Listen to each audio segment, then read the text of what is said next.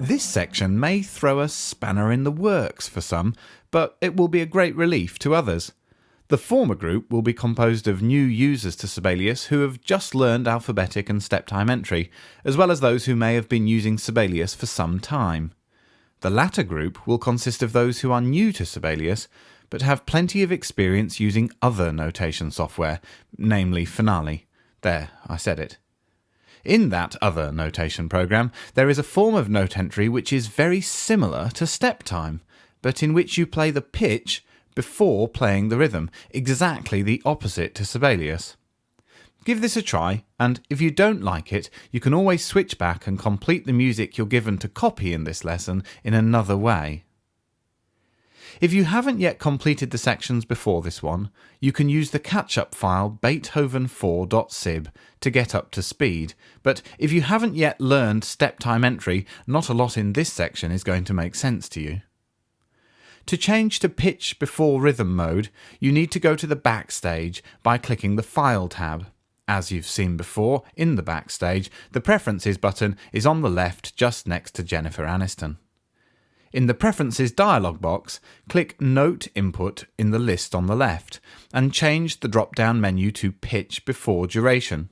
You may notice that the options below that change to suit this preset, so if you like one thing about Pitch Before Duration but not another, you can customize them. In this case, just click OK. The first thing that you'll notice is that the layout of the keypad has changed. It now matches that other notation program. If this was completely off-putting to you, you could go back to Preferences and customize it back to the way it was. You'll input the cello part at bar 37. Begin as you would for step time or alphabetic entry by selecting that bar and then pressing N for note entry. To add the quarter note or crotchet rest at the start of the bar, hold down the 0 key, which is the equivalent of playing a pitch in this instance, and then press 5 on the numeric keypad, which now aligns with the quarter note. To input the C sharp, play that pitch on your MIDI keyboard and then press 5 again while still playing the C sharp to enter it. Repeat that process for the D, pitch first and then rhythmic duration. You will notice as you play the pitch on the MIDI keyboard, it appears as a grey shadow note just to the right of the blue cursor. This even works if you hold a chord down. The left and right arrow keys also work differently.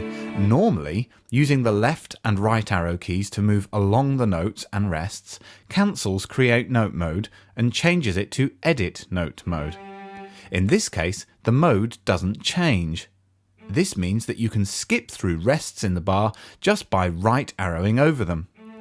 You can also use alphabetic entry letter names to choose pitch, but not without going back to the Preferences dialog again and changing the mode once more. That isn't covered in this video, but it is covered in depth in your book. To complete this section, you should practice pitch before rhythm until you've put in the whole cello part right through to the end of the excerpt.